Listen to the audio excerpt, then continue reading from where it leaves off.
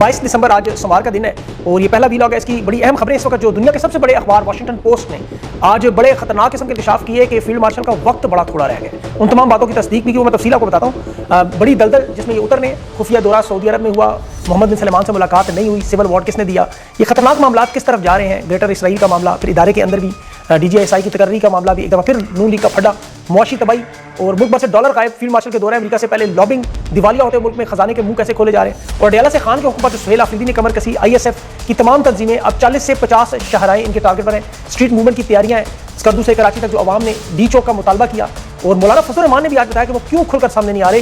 Establishment ने खंजर मौलाना की गर्दन पर रखा है। क्या ये जान का इतना खौफ है मौलाना को? आज 3 सहाफ़ियों की जमानत का केस किया है कि आज इन असल सहाफ़ियों को ज़िंदान से आज़ादी मिलेगी। यूक्रेन के मामले पर भी अमरीकी पॉलिसियों में तब्दीलियां, खतरनाक हथियार देने की इतलात हैं। रूस ने भी फिर आज ताकत का तवाज़ुन बदला, जदीद स्टेल्थ फाइटर Su-57 पहली परवाज़ 5th जनरेशन की। तफसील से तमाम खबरों की बात करते हैं। आने वाले दिनों